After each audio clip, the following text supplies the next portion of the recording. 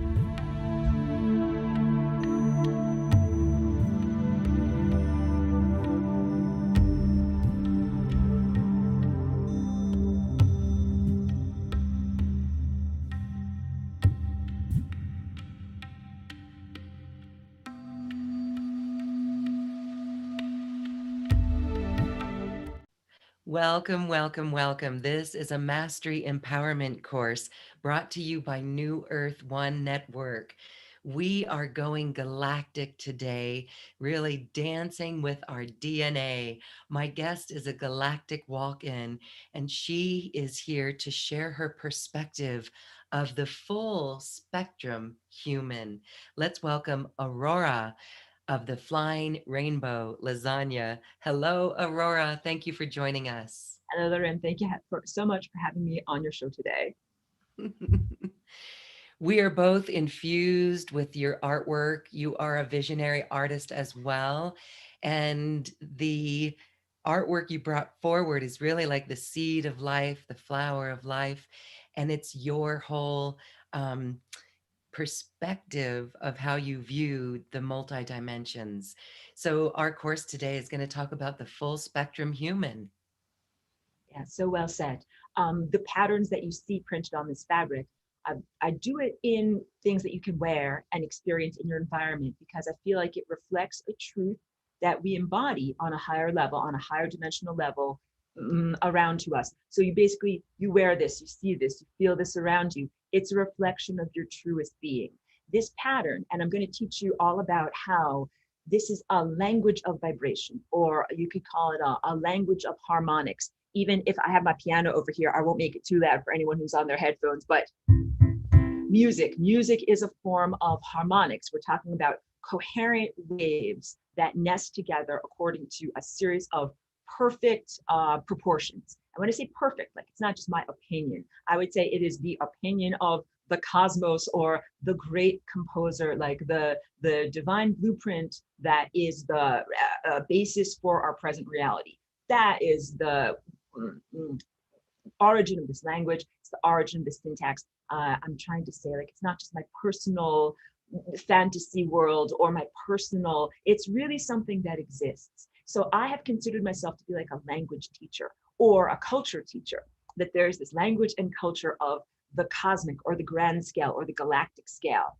And I'm here as a walk-in, as a supernatural visitor, to be able to share that language, make it accessible to the people of this time and place for the purposes of literacy and empowerment. So that's a big thing on like, why focus on the formalism? Because much of this right now is about the experience.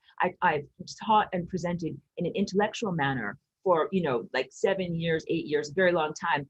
It's important to learn the formalism, like before you visit a country or go someplace. It's important to read the guidebook, or if you want to learn music, learn like what is a note on the piano, what is a C.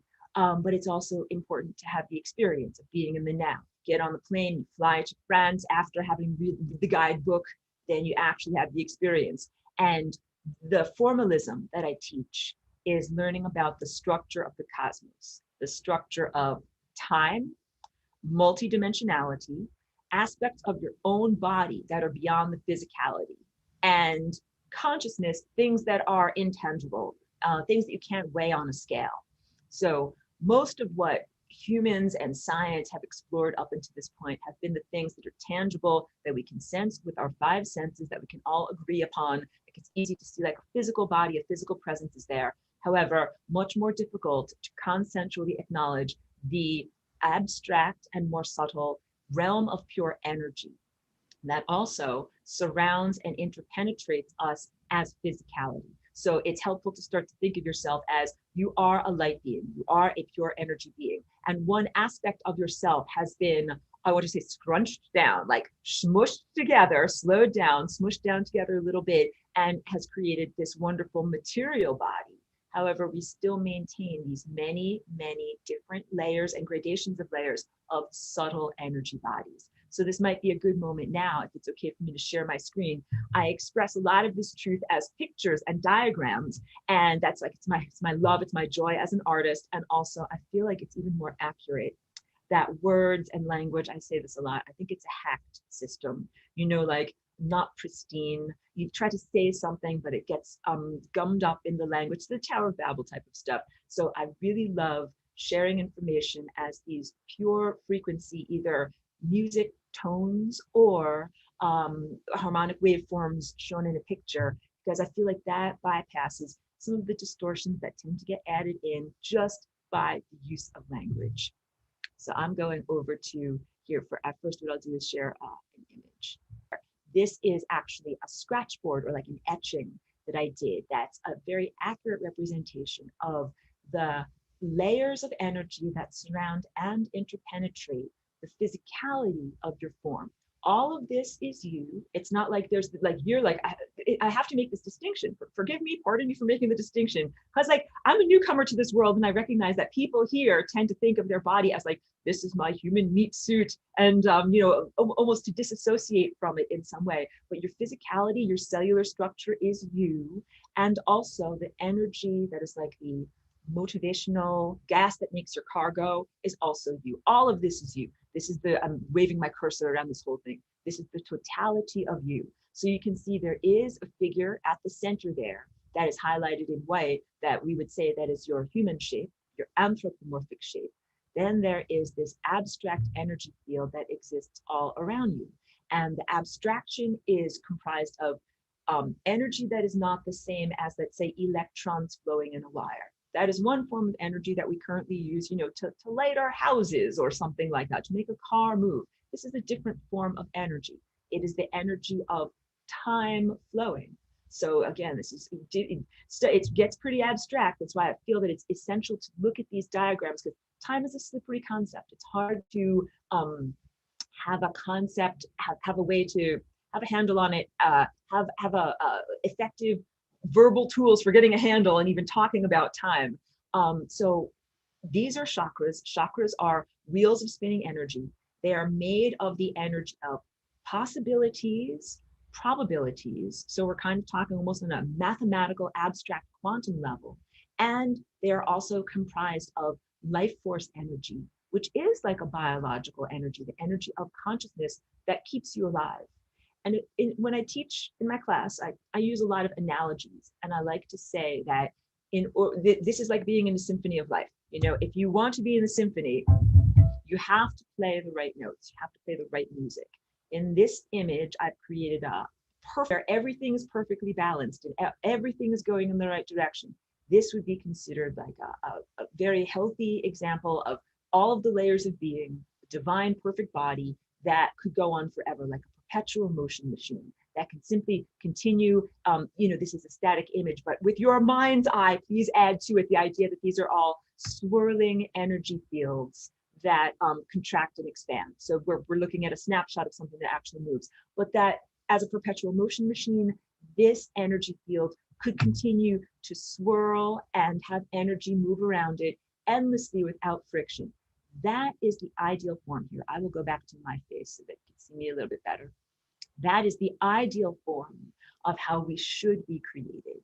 And you know, in that, if we all achieved that state of being, there would be no such thing as death or disease or even moderate discomfort, that you would literally be aligned with a perfect reality in terms of each moment moving forward, that there would never be any friction, there would be never be anything uncomfortable in your body. You become a perpetual motion machine. So again, all of this that I'm teaching about here is the idea of the empowerment of claiming your true form. That unfortunately, in this time and place, mostly people exist with their energy fields not perfectly formed. Body's not perfectly formed. I should mention DNA. DNA is a connection to your energy field. So just like if you play a guitar, the string of the guitar, when you strum it, is what makes the music. In your body, in the instrument of your body, your DNA is the strings of your piano of your body. And that is where the music of your being emanates from. So when I'm talking about participating in the symphony of life and playing the right notes, a lot of it is about making your DNA internally in your body do the right dance movements. And now we're getting into like the fun, creative, wonderful, joyful stuff. When I talk about flying rainbow lasagna and I talk about this as being a dance movement, it is a waveform or an undulation. Here, I'll make wild. It's an undulation. So understand that your DNA is, inside of your cells, inside of each of your cells, it's always moving. It's not a static object, even though it might be presented that way, like in a simplistic drawing or a simplistic diagram. It's just shown to be an X chromosome, or maybe a fragment that looks like a waveform. But understand that DNA has rhythmic patterns, that it is always like it unsplices itself, it curls itself up like a scroll, it turns itself into circles and wreaths, it interweaves within itself, it knits itself together just like a sweater or like a crochet. And so the limitation is that human science up until this point has been studying DNA in a dead form, not while it's in the midst of its acrobatics. So it chops it all up and certainly measures. We have this much of this and we have this much of this, but it doesn't measure its behavior. And just like you and I, like we would be assessed very differently. If you chopped me up into pieces and just separated me by color, then that would be very, very different than seeing me when I'm actually in the midst of my behavior. So when your DNA is doing its wonderful natural patterns and natural dance movements, that is, first of all, that's what propels you through time from moment to moment, which is a miraculous thing, I would say, a non-religious, miraculous thing that is happening at every moment. That if you ever are lost or need to refocus, just be like, it is amazing, like whatever. We have been here for this many number of minutes and I have traveled this, and like my consciousness has bounced through time, from being propelled through time from moment to moment. To me, it is an amazing thing that we are experiencing. It's literally like a wind that brings a sailboat along. There is an energy that is a life force. That energy that is a life force is what propels us through time. And the sails of our ship, it's those chakras I just showed you in that picture.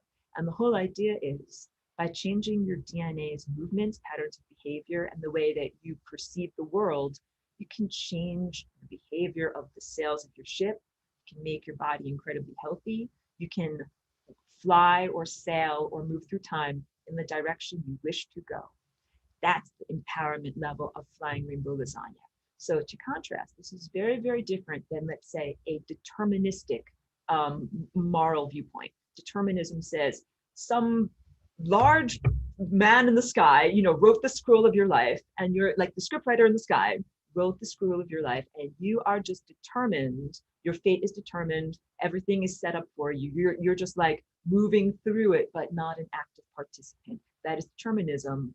That's not what I promote. I promote these levels of empowerment that say, where's a pencil?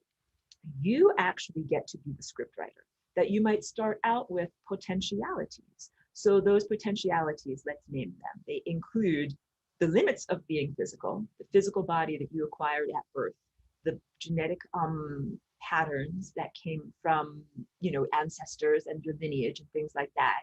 And that you're working within those parameters, just like if you're an artist, you're limited by the paint tubes that are on the wall at the store, but that within those levels, you can then use your creativity to create combinations and things that have never been thought of before, basically to come up with solutions. You know, I realize I've been running on without any opportunity for you to ask a question or for any redirection. Do you need any clarification?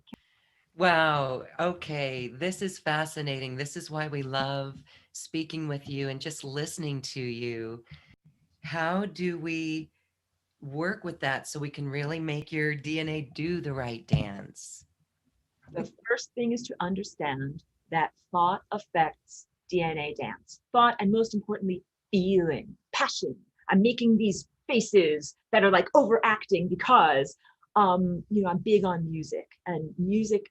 Even before I started writing and playing my own music, I always loved listening to music because it gives me a feeling and a passion, and that is really part of where the creation of your body being and the creation of reality comes from. So it's that dance is filled with your thoughts affect your DNA dance, your passions fill it with an energy that actually brings things into being.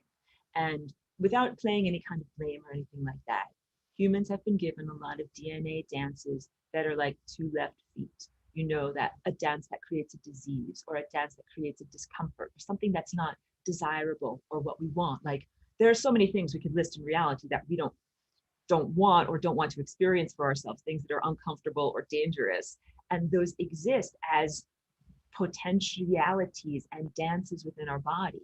So a big part of the ownership responsibility of having a body here, and that's what one I think I sent that to you, that I want to emphasize so much. Having a body is something that we all should and shall celebrate, because we own our own DNA. It's like you own your real estate, and celebrate your uniqueness because your DNA is unique to you. So all of these solutions of coming up with a new dance pattern that is a healthy, going towards health, going towards vitality, going towards greater levels of intelligence and organization type of dance, all of those things must be unique to you. Like just like making art, you can get inspired by someone else, but you make your unique expression. And that's good because that is part of like the complexity of the overall symphony, part of the encryption of the cosmos. Like your computer opens for you because you put your thumbprint on it. Your DNA should respond to you because you are the owner operator of that DNA. All of this is because like it's a privilege to be here in a body. It's not a burden or a torment or anything like that. It's like, yeah, you are supposed to be here. And then just like owning a house or owning a building, like you have owner responsibilities, keep up the neighborhood and make things good. And so that includes like keeping your cellular body healthy, but also what you emanate. You emanate in terms of thought forms, you emanate in terms of feeling energy, you have an impact on the world around you. So the first thing is understanding your thoughts and feelings affect your DNA. Part two is understanding your DNA and your guitar strings, that the music that you're playing in your own garage is emanating to the rest of the neighborhood of humanity. So all of our DNA, guitar strings, mutually impact one another. And that's actually a very beautiful thing in the idea of moving towards oneness, like a oneness of soul, a oneness of consciousness, a social structure that recognizes oneness. Like I'm contrasting that with the barbarian values that we presently have or that we're coming out of that are more like about contradictions and boxing people up. But if you really say, hey, like this is all interconnected and this is all oneness, that this is the appropriate way of approaching. Like it would be respectful. What do I want to send out, knowing that I'm affecting others and that others are affected? It's a feedback loop. They reflect it back to you. When you're a musician, you do it right, it's jamming. Everything sounds great and you're in the groove and it is mutually respectful. So all the things that I teach and all the things that I'm hoping to inspire in terms of human culture here in this world, like why am I here? I want to inspire this sense of the responsibility to yourself, but also responsibility for the whole band. Like you're playing your own music, but you want to sound good in the symphony of life. That means respecting and appreciating other organisms, even on a microbial level, maybe even on an atomic level. Humans might not even think, like an atom can be conscious. Should we be splitting atoms? Should we be smashing them together? Are we breaking something that's alive?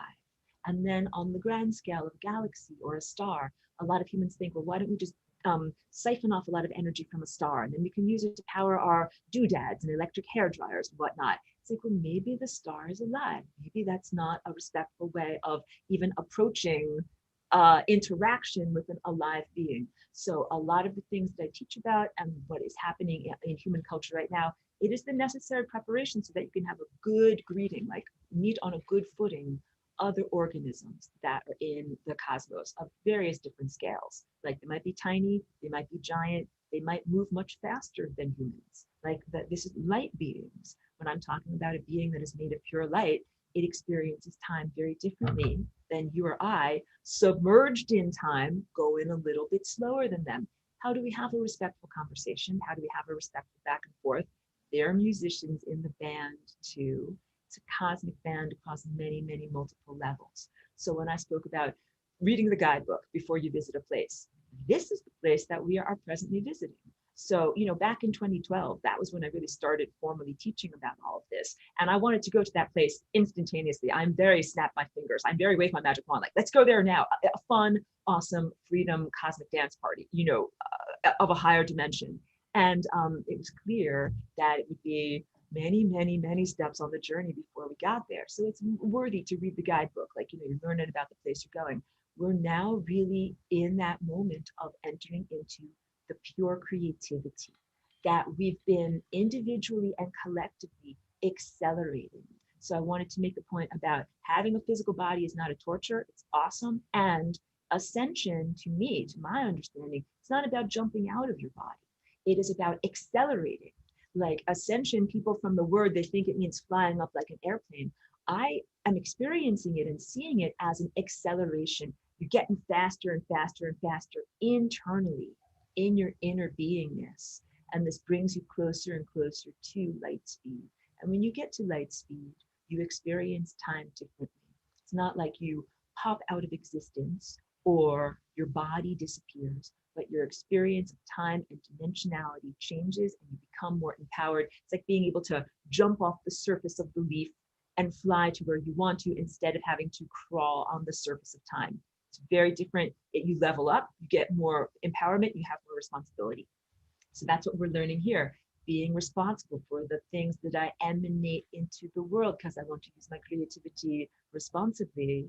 And then when you level up and you're in this world of pure creativity, that is an instantaneous manifestation moment, then you're manifesting from this on a place of good footing. You are prepared for it. You read the guidebook. I'm prepared for this moment. And to me, that's what singularity or the singularity is. I'm sure I don't want to move ahead.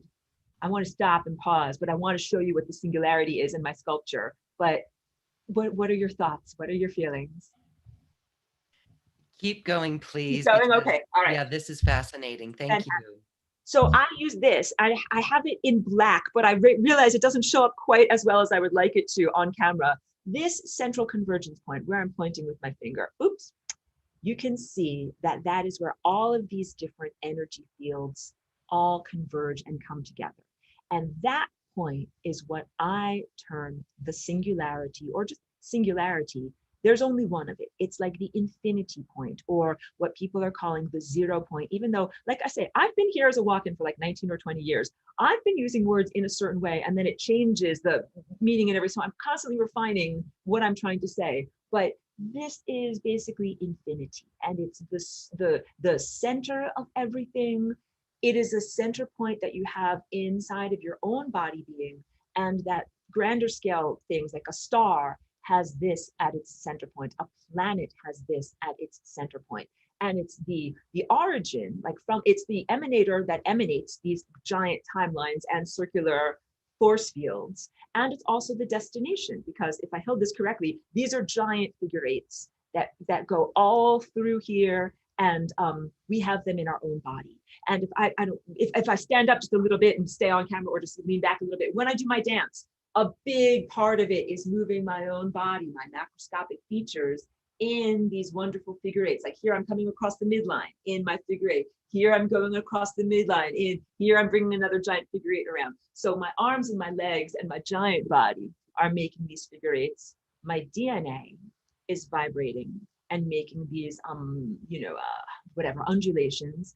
And my energy fields that are made out of timelines are making these shapes too. In doing that, there is an empowerment. You're able to consciously connect to the mechanism where something that can be a potentiality becomes an actual real thing.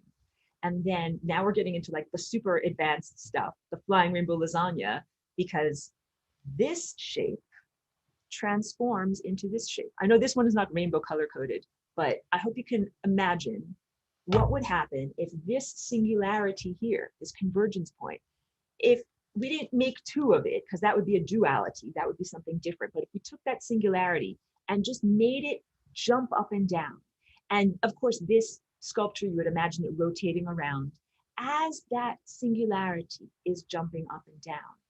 It leaves a wake or like a reverberation in its path that creates this waveform shape that is flying rainbow lasagna. So this shape you can literally use to rearrange your DNA, like the way you rearrange a Rubik's Cube to solve the puzzle.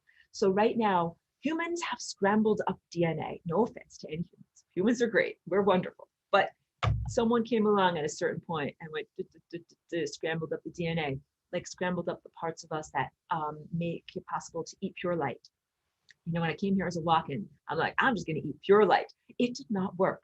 Like many, many, many peanut butter and jelly sandwiches later, like this is what it takes to fuel the journey through time. Peanut butter and jelly sandwiches, but we're supposed to be able to eat pure light. And that's one of the aspects that remains as a potential in the body that can be returned if you solve the Rubik's Cube puzzle of your DNA. The solution is slightly different for each person. For one person, it might be 3 to the right, 4 to the left. You know, it's not exactly the same, but understand you're doing the same thing. And you solve the Rubik's Cube. I use this analogy quite a lot because it's not about taking puzzle pieces away or adding puzzle pieces to it. It is a rearrangement of the form that you have until it becomes its perfect organized form. That's what you need to do with your DNA. That's what becoming a crystalline structure is. Taking the amalgamation of matter and form that is not perfectly ordered and perfectly organized and putting it into a regular form that has coherence. Like a diamond is hard because it has coherence. The molecules stick together because of the way that it is shaped. So, you know, the teachers of the Far East, they talk about the diamond body, the Vajrayana body.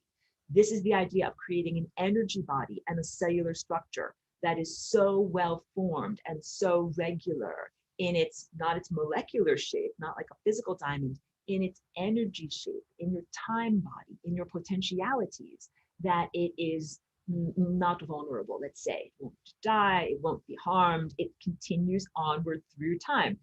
This is what I'm teaching about. It is the reclaiming of your potentialities for what would be considered perfection of your body, having no disease, not having to die. And then when you live in that state, it's not like, oh, well, we'll just sit around very bored. Like, no, like you're feeling wonderful, you're feeling very energized. You don't just sit around like not dying, like being a boring person. You also, all of these timelines, you know, all the stuff that's in the energy field around you, these are events. You become an artist of reality, sculpting the events around you. So for many years here, I've been an artist in my studio, and I buy paints and I buy like a canvas or a panel, and that is my creativity is on within that 24-inch square is where I'm making a creative thing. However, how amazing would it be? How amazing will it be when the canvas expands to all of reality? Instead of being like, well, I'm going to choose the colors and the design and the this and only on this little spot. What if in your life, just like becoming the script writer of reality, the world becomes your canvas, and then you make good artistic choices about the creation that you would like to unfold around you. And again, like in my paintings, I'm not necessarily defying the laws of physics. Like I'm respecting materials. This is how materials act. How can I be creative within parameters? That's basically it. As you become empowered, you're connecting your DNA directly to time. You're using your, rotating energy fields and your undulating DNA to make reality happen. what are the standards? Like, what do you do? What are you going to make? Your body's feeling wonderful. You're going to live forever. You're a perpetual motion machine. What are you going to make? The answer is a series of events that are a beautiful sculptural unfoldment of your personal expression, your truth, and it's a feedback loop where you express something that is within in your outer, quote unquote, artistic environment, and then you learn about yourself, and then it feeds back into you. That is exemplified in this shape. That if I trace my finger on the outside here, you can see it. I'm going here on the outside. Then my finger is tracing on the inside. I haven't lifted up my finger, and now I'm back to the outside. This undulating shape brings together the inside and the outside. By taking that singularity and moving it in a higher dimensional space, it makes the inner world of intangibles, passion and feeling and consciousness and intellect, the things that you can't put on a scale and weigh.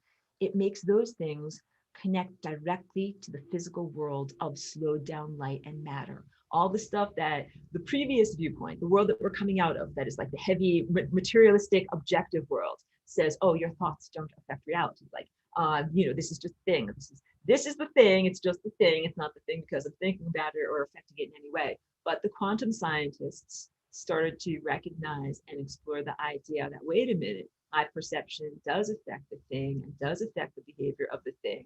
And now that was like a very long time ago. Now we have accelerated to the point where it's very, very obvious.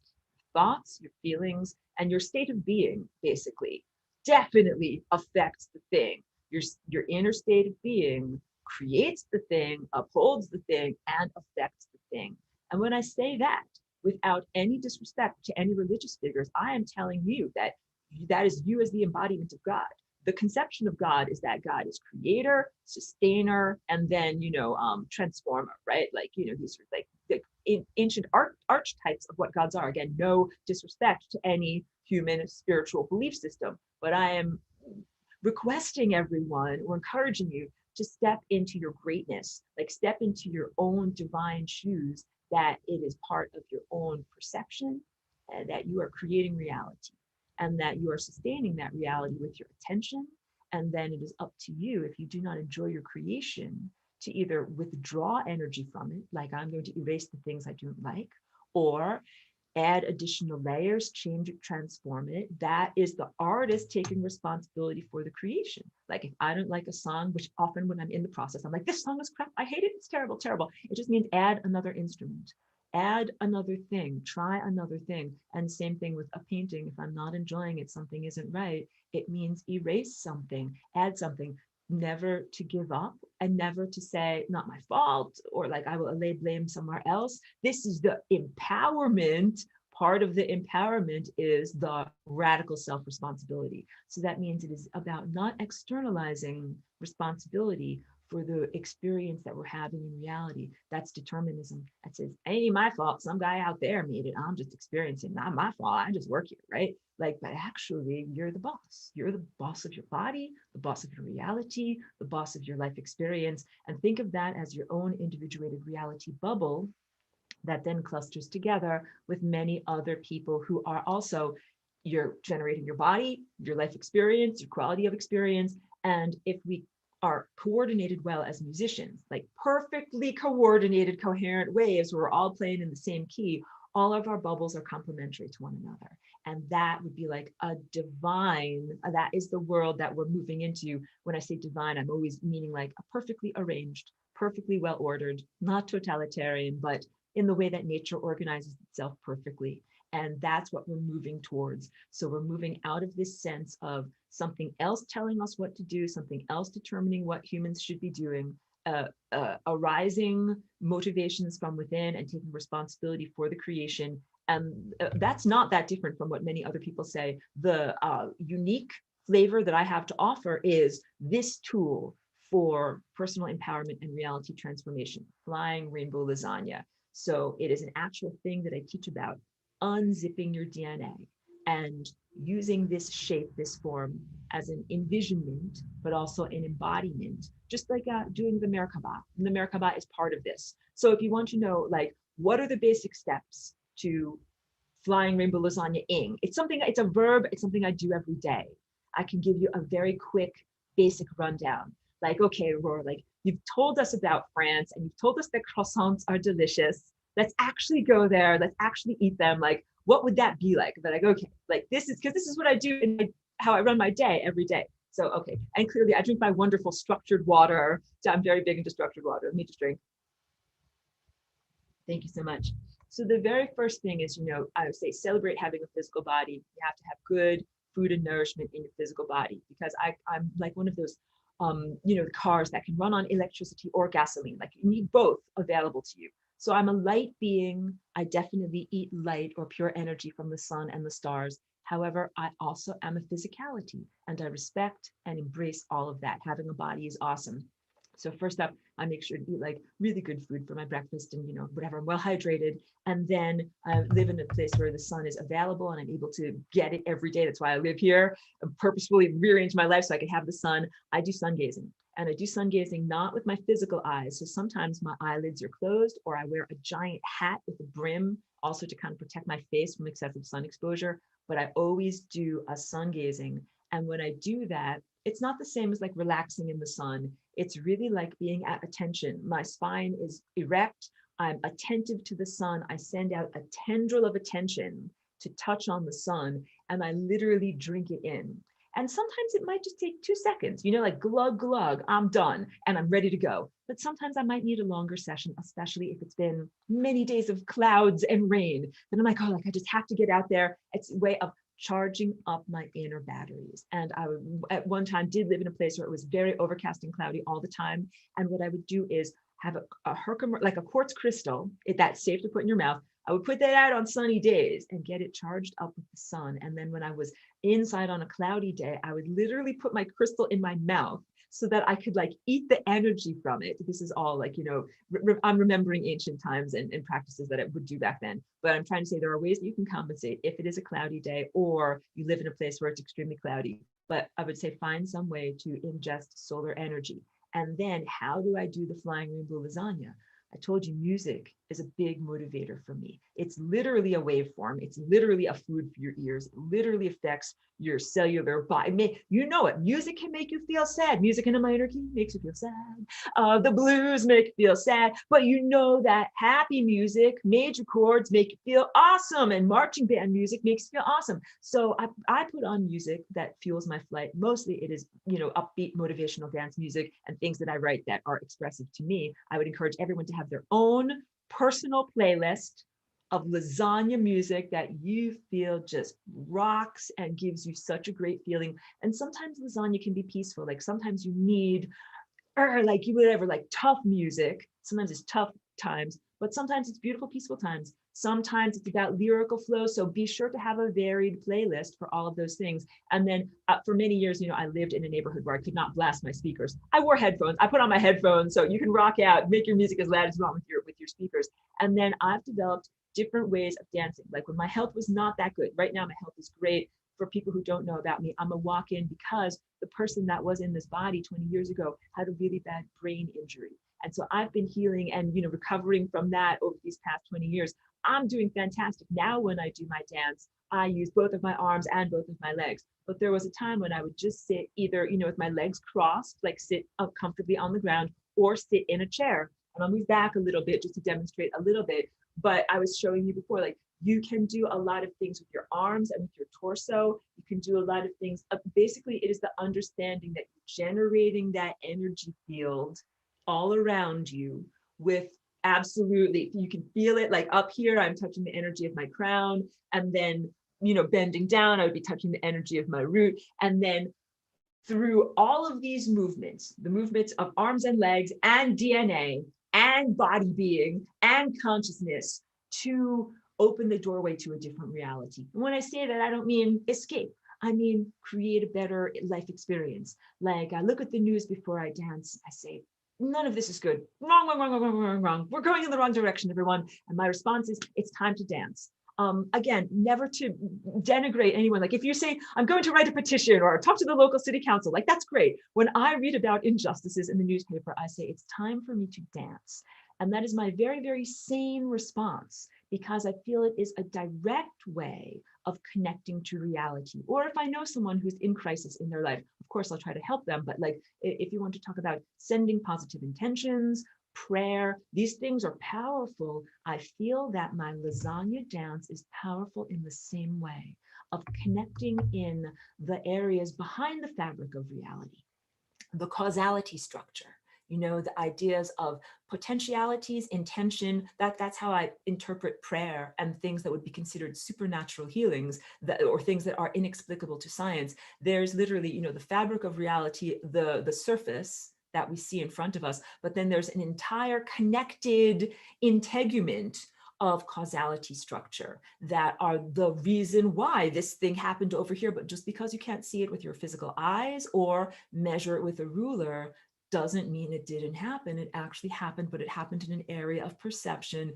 that is beyond the five senses. That's the multidimensional layer of reality, which has many gradations, many subtle layers. Humanity right now is just becoming able to perceive those layers of reality directly. If I go back to my chakra drawing, I'll show you very briefly here, this area where I'm wiggling my cursor right at the center of this figure's head, that is the area of higher perception. And for a long time, this area has been out of balance in humanity, making it difficult to accurately perceive the realm of higher dimensionality and to be able to accurately perceive the future. Like when you are driving a car, you should be able to see through the windshield and know where you are going. When you are moving through time, you should be able to perceive through this inner eye, your inner eye apparatus, to be able to sense where you are moving in the future. And for many, many years, that was considered to be a superpower for humans. Like, no, only a special prognosticator can see the future. You are just a regular person, like you just go through your paces. But I'm trying to get everyone to understand that those faculties exist as a potentiality for everyone. You're supposed to be able to know where you're going in your life so that you can make excellent informed choices. It's really not a very fair game at all, the game of life, if you couldn't see the consequences of your choices. If you don't know, like, oh, if I choose to move to this city, what is going to happen to me? Or if I choose to get into this relationship, what is going to happen to me? Or even dangerous things like, oh, if I choose to walk down this street at this time, what is going to happen to me? If the answer is a Mack truck is going to drive over you and you're going to die, like no one would go down that street at that time unless you're self-destructive. But you understand, like we would all be very effectively avoiding death and injury if we could see the future accurately and we were not self-destructive. That's the basic presumption of how we are supposed to be able to navigate and live in our lives. And that's what we are returning to in this acceleration process. So I'm sure many people or people or yourself directly have been having experiences of perceiving multidimensionality, like perceiving many possible timelines at once, or even remembering something before it actually happens. I had a friend give me an anecdote where she had a conflict with someone because she remembered it hadn't actually happened yet. Then the evidence that it had happened came forward. She was remembering the future. These types of confusions are ongoing right now because humans are like, like when you're an infant or a little baby, like you have to learn how to control your new features. Like you have to learn how to walk, you bump into walls and whatever. Humans are just beginning to awaken their multidimensional perception. Humans are becoming telepathic. Humans are becoming prescient of the future. All of these things change basic experience, basic quality of life, and it's appropriate. It's the direction we're supposed to be moving in. It's a symptom of moving towards oneness, and it's real oneness. Because if you're really telepathic and you really feel and sense the organisms around you, you feel bad if your houseplant is thirsty. You feel bad if someone sitting next to you is dying. Clearly, like we would structure our society very, very differently if you could actually perceive directly the inner state of the people around you. You would want less suffering around you. And also you would be able to perceive lies directly. That this world that we've been in up until this point, again, I'm a newcomer. I'm like a newcomer, but I definitely have acculturated. Oh, I know all about the things that are unfair and unjust in this world. The fact that some of these lies exist It's not possible in a higher dimensional state simply because everyone has higher dimensional viewpoint and you can see that they are lies. But in this world, people have been fooled horribly, bad consequences, because they couldn't see on a higher dimensional level what was going on, sometimes in individual business dealings or personal dealings. Sometimes whole countries have been fooled, or whole people have been fooled by regimes and things like that. So all of this becomes empowerment. When you can see literal truth, people cannot fool you. Everything changes. Your business dealings change, your interpersonal dealings change, who you trust in terms of someone being your leader changes, because it's very, very difficult to fool someone that has awakened inner powers, you know. So the formalism that I teach certainly helps people to claim and awaken these inner powers.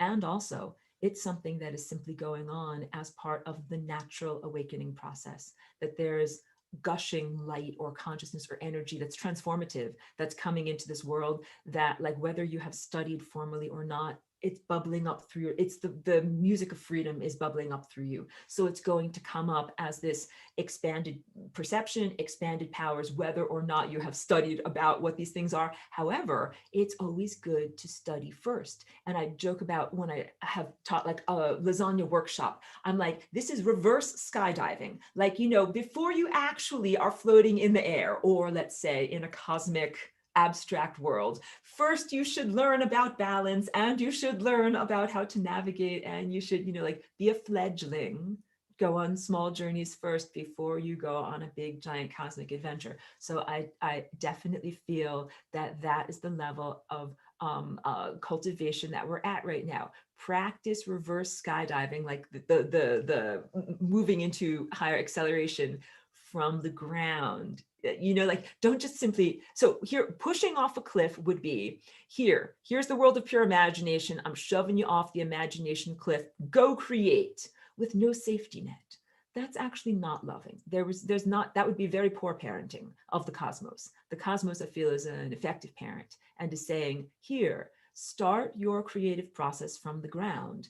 Be creative within parameters. You know what I'm saying? Like, begin to build your wings of imagination and then gradually lift off. At a certain point, we as humans, individuals, and a society will exist in a world of imagination that is so far beyond the reality we're experiencing right now. Like, things will be, the realm of possibilities will expand. That when I talk about your energy field is full of possibilities, the possibilities that would be considered magical or supernatural or miraculous will become available to humans again. They always should have been there. They will become available again. What is possible for humans expands. Instead of only being able to play these notes on the piano, now you can play all of these notes in reality. And also, you're responsible for all the notes that you play. And also, you feel what other people feel when you play your notes. That's the way it's supposed to be. So we're moving into those levels of sophistication, and that's a lot of that. That is where I come from, or where I emanate from. Like, that's, I'll just say, that's what I'm used to. That level of, you know, respect, mutual respect. It has been challenging to be in a barbarian world that's about competition, is what I'm trying to say. Everyone here is that's normal. Competition and fighting over things is normal. We're moving, it's novel for people from here to understand a world of cooperation or harmonic co-creation. That is what we are moving into. That, and so it's been a little bit of like, you got to level up in your value system a little bit. I'm sure everyone who's in your audience has already done so, but we can also see that not everybody is on the same page. Some people are still in the serving only themselves, me at any expense, you know, to the victor go the spoils. Those are all barbarian and value systems, and it means that it limits the culture in how great you can expand. And if you really want to be a part of sophisticated galactic culture, you can't be a barbarian, because you're not going to get invited to the quote unquote cool galactic parties. They're going to think, you know, you're like, you know, you're going to burn the place down. You have to learn how to be correct, how to be a good neighbor, how to be respectful of other organisms, how to control your own energy field. That's a big part of maturity too. just as in our physical bodies. In order to mature and do things like go to school and participate in society, you have to learn how to control your body processes and things like that, and be polite and social. Same thing in the cosmic sense. We have to learn, when you are telepathic, how to control your emanations, how not to invade another's mind or perception. This goes to basic levels of boundary and consent, which is also important. I know that people in this culture are just beginning to have conversations about consent, about what is allowed, what is allowed and what is not allowed. We need to be able to understand that in terms of consciousness. Like, I'm not allowed to just put my big fat mind into somebody else's mind if they don't want it there, to be respectful. And or here's the public aspect of my mind, but then here's my private aspect of my mind behind a closed door that I don't want you to read that stuff. That's my private diary. In a oneness society, in a telepathically activated society, it is imperative to respect those boundaries. So humanity, as we are accelerating, these are the things that we're preparing ourselves with. I would encourage everyone to have an actual physical practice, like some kind of yoga or stretching or strength training or something that gets you into your body and really recognizing the value of your body. And then there are the other forms of cultivation too, that are about your emotions. How do you get out of those competitive feelings and get into a collaborative feeling? Because it's hard if you come out of like a tough street smart situation to drop those walls and drop those defense mechanisms, to be able to really relate to others authentically as a person, as a musician or a creator. If you're all like, oh, like I got to play louder notes than everybody else and I got to somehow, get in the spotlight. It's not that type of a gig. The cosmic level is not that type of a gig. You definitely get your spotlight time, but then other people get their, other organisms get their spotlight time. Sometimes you are emanating a thought, sometimes another organism is emanating a thought. And the problem, the dysfunction in this earth realm right now here is that there really are negative thought invaders that have been going against boundaries and have been trying to prevent this acceleration, prevent these levels of empowerment. Like, really, if you look at the state of the world and if you are concerned, I validate that. You should be concerned. Like, things it's perilous. We're in a perilous time. And my answer to that, again, is do this dance. So if, again, a person might say, like, how irrational, like if you're in a crisis and something has to be done, like, call the president, like do something official, do a dance. Yes, that is exactly right. Because I want to say the president does not and should not have a greater influence on reality than you do as a reality experiencer, as a reality divine co-creator, as a jazz musician in the symphony of life. Again, I'll reaffirm, you're here with a body in this time and place for a purpose, not merely to be subjected to someone else's reality whims, but to contribute to the music of reality. This is really claiming and awakening our true potential. And I just want to share again what you said about your flying lasagna, that center point. And this has been backed up by sages of all our great, beautiful worldly experiences. But that center point, I love the clarity when you say move that singularity into the higher space. Mhm. And in an instant, in a breath, in a heartbeat, we can do this dance.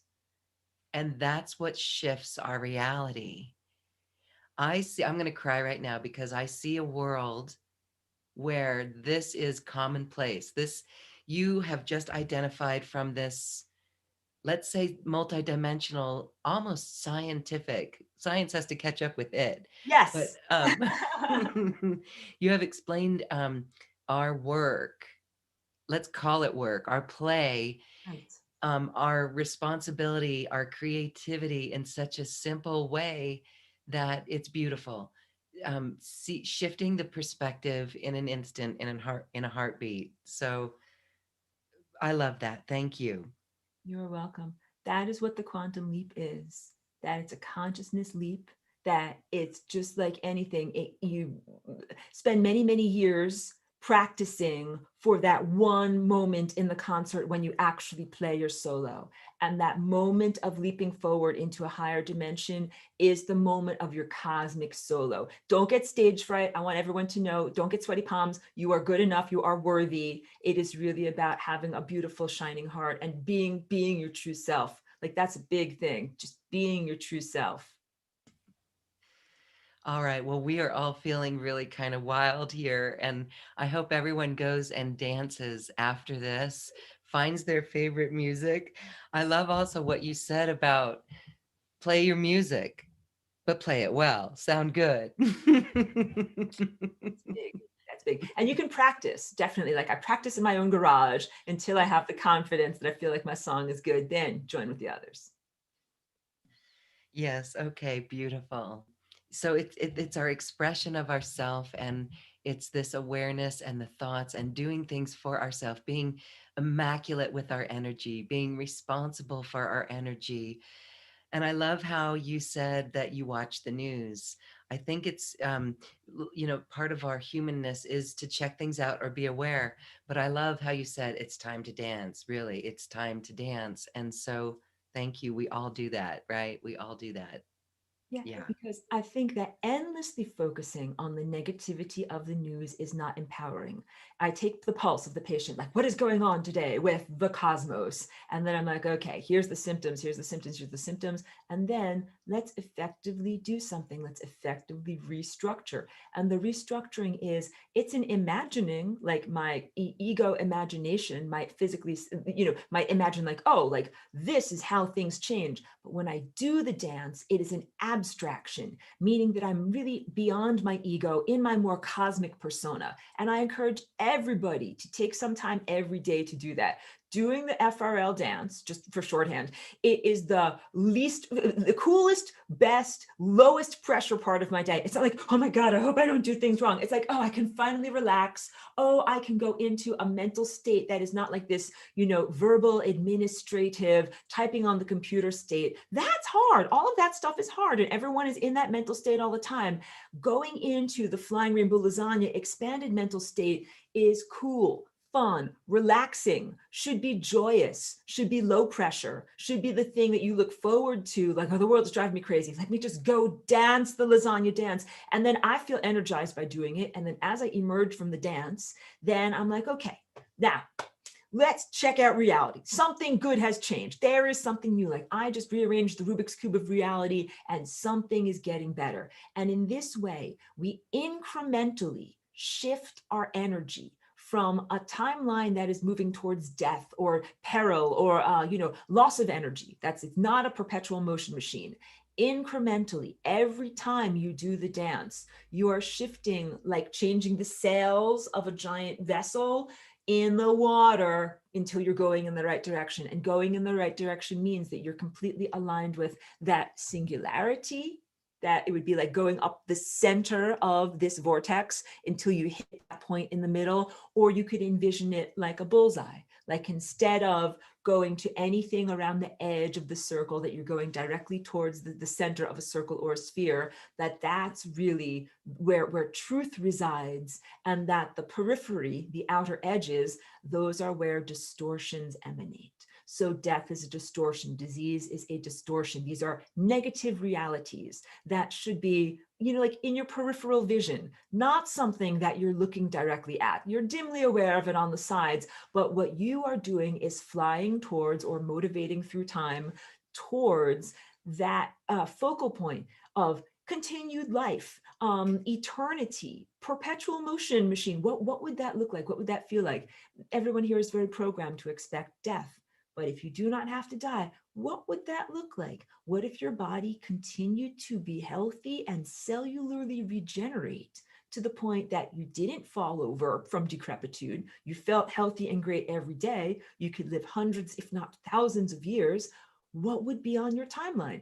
I'm sure I would explore every place. I would travel every place. I would explore every place. I would meet all sorts of people. I would do all sorts of things. Please begin planting those seeds with your mind, because you plant those seeds and then cultivate them into experience. That's how we're supposed to live on this earth, not having a very brief, diminished existence and then falling over dead and then repeating it many, many, many times. We're really supposed to have this perpetual motion machine experience. And then at a certain point, the end result, I hope, spoiler alert, you turn into a star. Okay, spoiler alert, you accelerate so much and gather so much energy into you through your experience that you literally become, I won't say combustible, but let's say, what is the emanating of light? You become an emanator yourself of light and possibilities and probabilities. And it's baked in. It is an inevitability in your experience, not only something for, like, like that guy over there. It is something for you as well, that you contain that worthiness and specialness inside of you. It's baked into who you are. Very powerful. Thank you so much, Aurora. Owning our DNA, really celebrating our uniqueness, and getting creative. This is how we bring in new earth. This is how we empower ourselves and be authentic and creative. And I just appreciate this teaching so much. We've done some fun stuff with you. After you came on my podcast, we did a little collaboration of some music because I felt so creative after that. It was a huge activation. So literally you are activating so many others as well. I can feel it. I know you can too. And that's beautiful. Let's talk a little bit about, all right, again, the thoughts and the feelings. There's a lot going on in the external world that could give us pause or a distraction from the higher aspects of self. Yeah. And so, as we get creative for New Earth and we go in and we clear out a lot of the baggage, once that baggage is cleared out and we get to be in this space, in this dance, the flying rainbow lasagna, there's a freedom there with the solution energy, the solutions that come in, that again, I will be eternally hopeful and optimistic, because when everyone or a large majority is doing that, we will have solutions to the problems of the world. And it seems like you've gone and gotten more creative.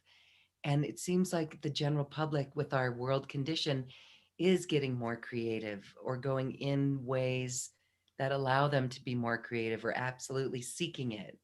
And there's opportunities for newness in all systems.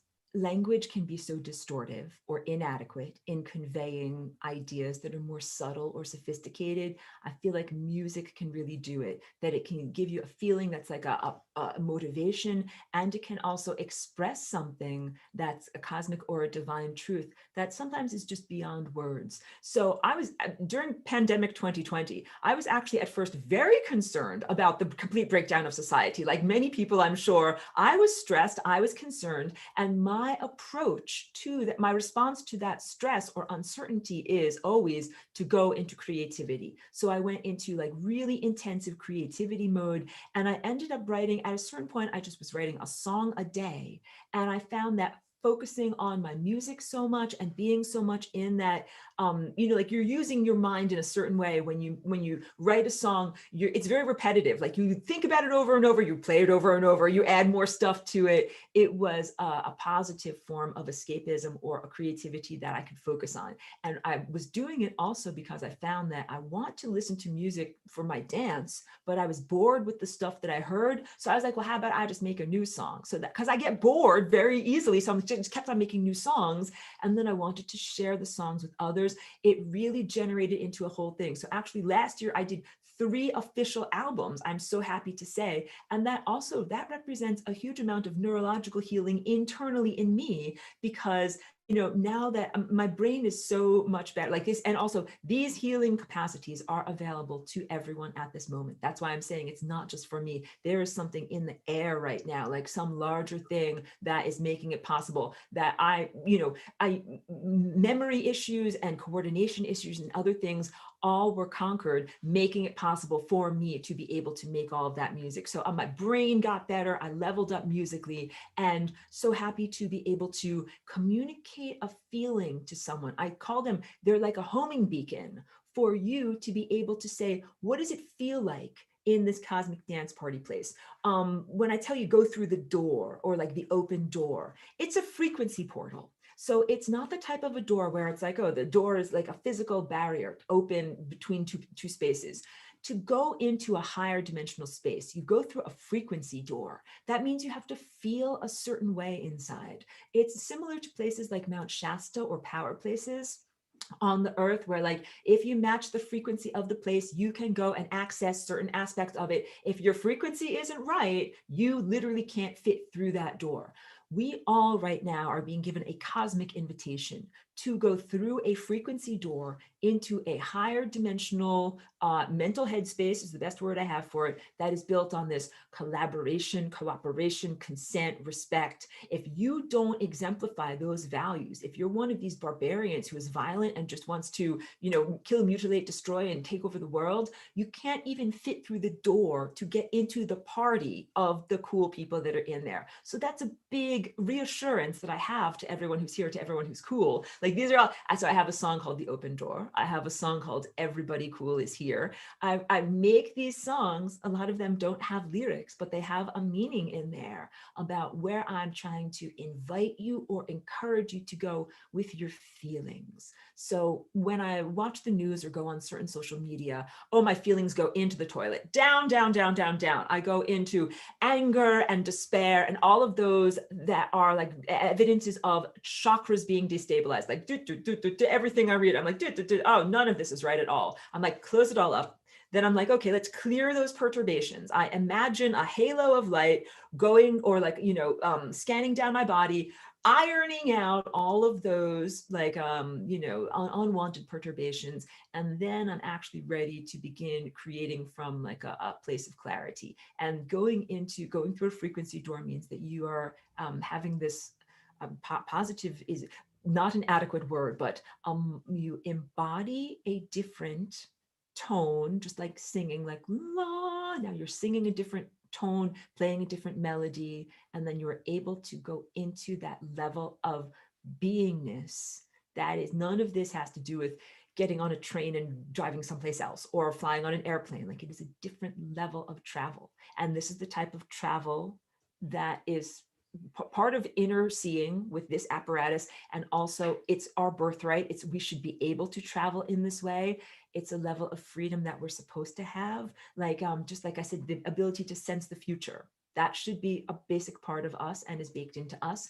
And the ability to travel between dimensions or between levels of dimensionality is also a basic part of us. And it's been something that's been artificially blocked off or inhibited from most of humanity. And now it's like, we definitely get to have access to this again. So the cool party is in this alternative frequency realm. And you get there by embodying this sense of values and feeling a certain way and living your life in a certain way. And you don't just go there for 5 minutes, you exemplify it, you live it. Just like if you're going to run a marathon or whatever, it's not like, okay, for 5 minutes my muscles are going to be this strong and then I'm done. Like, you cultivate your body to the point of running a marathon, and then you stay that way. You keep going with it. So this is like a form of self-cultivation at the same level of becoming an elite athlete, but you're an elite athlete of your heart, of like your goodness, of your compassion, of your collaboration and your creativity. So if you've been doing the work of, let's say, inner healing, you heal your own personal traumas, you heal family dynamic traumas from your immediate, mother, father, grandfather generation, also lineage traumas, healing all of these things. Doing that work is what makes you worthy of being at the cool cosmic dance party, because you're not trying to enter and go through the door carrying however many burdens of past ancestral trauma. It's really important to be able to be free, To have a real meeting with a new organism, it's necessary to have like a clear lens or a clear filter, not have it be smeared up with the things that happened to your ancestors 5,000 years ago, or 2,000 years ago, or 100 years ago, or that happened to your grandfather 100 years ago, or your dad last year. Like any of those things, that's the negative loop that holds us in the past. And the singularity, this moment, it is all about pure potentiality. When you accelerate to the point of light speed and all of these possibilities are converging there, you have empowerment, you have the capacity to do a lot more things and to get a lot more things done. And I'll always just contrast this when I talk about that convergence point, that singularity or that oneness. It's very, very different than the singularity that is described in terms of transhumanism or science fiction, where it talks about a merging of human and machine. And it talks about a type of infinite consciousness, if you could be uploaded to machine, infinite intelligence, infinite life, infinite, you never die or something like that. And I'm trying to say, to me, that is like a smaller, crappier version, pardon my language there, but just not the real deal, and definitely a less impressive version of what we can do with our natural body being without the need. Like I said, you solve the Rubik's Cube, you don't have to add microchips to it. You don't have to take a blowtorch or melt something away. Like with your body, you don't have to add anything to your body. You don't have to have a microchip implanted in your brain, or drink some magical molecule or an elixir, or like this. These are like ancient things, like the idea of the philosopher's stone, or a magical molecule, or something like I will drink this elixir, it will make me into a super being. All of it is internal to you. So the only thing that you need is the how to, like the information that you can, the how to, and the opportunity to cultivate yourself into it. It's basically like being a musician. You got to know music exists, other people do it. This is a piano, you get access to a piano, and then an opportunity to cultivate yourself as a musician. And in this case, being a musician means being an alive creator in the world. You create events in reality. We are all already creating events in reality. However, much of the reality creation has been out of our control, or unconscious, or we're working like with inadequacies, that we haven't had the opportunity to start with like a clean slate, a nice, clean, fresh canvas with the actual paintbrushes and colors that we want. When you talk about New Earth, that is what we're talking about. An opportunity for humans to be self-directed, self-empowered, not having something else impose a control structure on humans. Each individual gets to generate and create their own life existence and quality of life, whatever that is, and whatever level of organization or governance you have, that is not something that is an inhibition to human consciousness. Like it, to contrast, like for many thousands of years, we have had whatever government or regimes, I should say, whatever control regimes that have been on the planet, not actually serving humanity. They have been siphoning energy off of humanity and suppressing and oppressing humanity. That in this self-directed world, if there's any level of organization, it is humans organizing themselves into positive power structures, as opposed to something external to humans organizing negative power structures, which is what we're coming out of. So I'm used to the positive self-organizational principle. And it's mostly like being at a cool party where you don't have to tell anybody what to do or where to stand. Everybody just knows, and you just have a fun time. Perfect. So beautiful. And you are, we can see now why you're such a beautiful guide in this acceleration, showing us how to do this, and that we do get to study it. We get to study it first and experiment with it first. So, as we wrap up here, tell us about your course, because you are a beautiful guide. This is information that you've learned in your life, you followed it, and it's here to help those who really want to claim their life and create a new earth. New earth is a frequency. I love how you go through that door, because we can't take the old stuff with us. And so tell us about your course. It's online, and it's a great way for people at their own pace. I know some are really going to want to just jump right into it, but you just explain it so well. And you've got a full course. There's a level 1 and a level 2 for us. Absolutely. So thank you so much. That is the information that I started to teach and organize formally in 2012, and I taught it over 7 years, 2012 up to 2020. There's level one and level two. Level one goes through the basics, like when I showed you some of my chakra drawings. The level one stuff goes through very, very explicitly. What does every layer of the rainbow stand for? How are they arranged? What are the proportions? All of this is meant to be empowering for you to know about your own anatomy, like knowing what your liver is or knowing how your gallbladder works or something like that. And then leading up to how to actually apply the flying rainbow lasagna to your DNA. The level two stuff, I call it the advanced. It goes through the same teaching cycle, but every concept I go into in a greater level of depth or with a different facet of clarity. So what I would say is some people enjoy going through first all level one, then all level two. However, what I have are a series of live lectures that accompany all of this. And I always make the first hour level one and the second hour level two. And I invite people to sit in on level two, even if you think it's above your head, everybody, you always kind of like float upward towards that information. So don't be too intimidated by it. And I make the information highly accessible by using analogies, by using music, by using colors, by using a lot of drawings. Like I didn't even delve that much into my usual whiteboard extravaganzas that I go into, but I do a lot with that. I'm very lighthearted in my presentations of information that is super serious, that is very based in math, or that you could talk about in a scientific way. So all the information might seem heavy or intimidating, but it is presented in a way that is very accessible and empowering to the individual. And I use also animations and other media to help you to understand the actual movements of the lasagna dance. So if you take the class, you learn the concepts, the formalism, the information behind all of this, and also what are these movements? How are they organized? How is your DNA moving? I have a PDF of the 1, 2, 3, like first this, then this, then this. I do demonstrations of it. It's very like I'm not holding anything back. I want you to know I give you the full lasagna, the full flavors. Nothing is held in secret, with this sense that I really do want everybody to become a fledgling and actually fly in your own direction in reality creation. So there's level one and two and the accompanying playlist. And then, yes, I always encourage people to look into the music also that you can find. I'll give you the names if you want to find them. Divine Propulsion System and Birth of the Flying Rainbow Lasagna. Those are the two. If you did a search, you'll be able to find those, because I think you can also get a lot from even just sitting in contemplation and listening to that music. Thank you so much. All right, that is a beautiful course.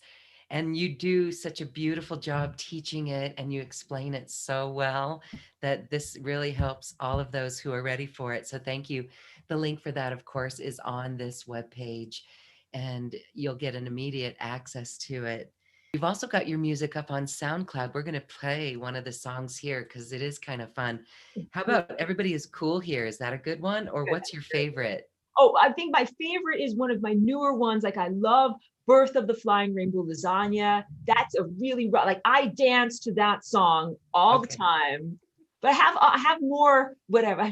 It's always so hard to say what's your favorite song. I have different songs that are favorites for different times. But that one is always in style.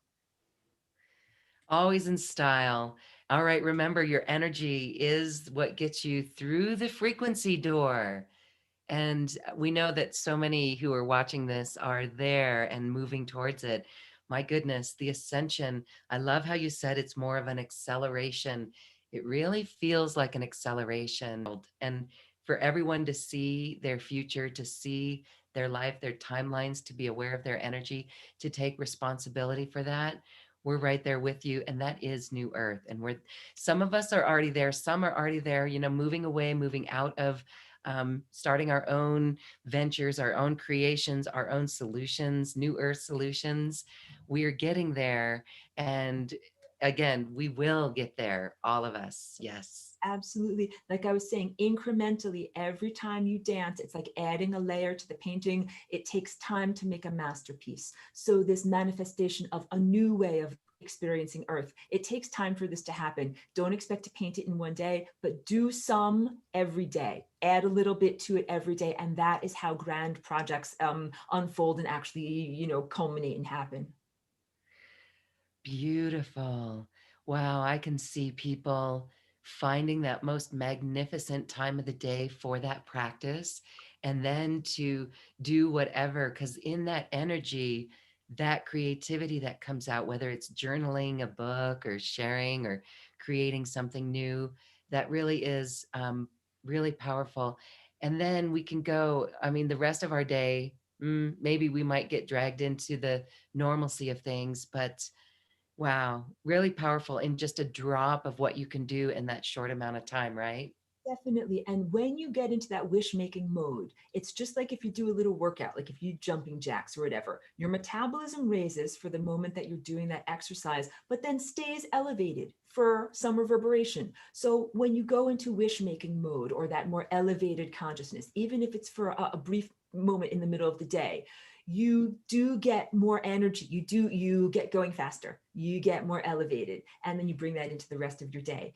And it's cumulative, like if you could think of it like layers of an old-fashioned oil painting or like a crystal. Science is calling this a time crystal. So I don't know if it's exactly the same thing I'm talking about, but every time you do it, you make slices of reality, or like Photoshop slices. And that this is how you, every time you add more details, then you add some highlights and some shadows, then you add more details, more and more layers, and it's fleshing out a reality vision. Whatever that is for you, you must define it for yourself. So for me, it might be making a album or something, or painting a painting, but for someone else it might be creating a community or some other form of, like a social sculpture that involves many different people working together, a business venture. There are all sorts of different ways to look at what is a creative activity.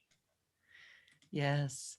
And so here we go, getting wildly creative for New Earth, living our passion, being aware of our thoughts and maintaining the thoughts and really taking responsibility for our DNA. Amazing. Thank you, Aurora. Thank you. As we say goodbye, just want to give you another moment to say anything.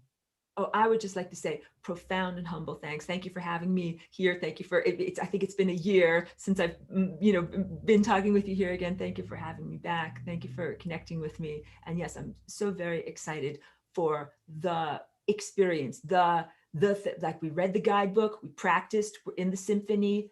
I am very, very excited to jam with all of you beautiful musicians. Really, let's do it. It is the time. Let's do it. It's time to jam. That's right. All right. And thank you for all the dress rehearsals. It is well underway and we're going to jam. Thank you, everyone. Thank you, Aurora.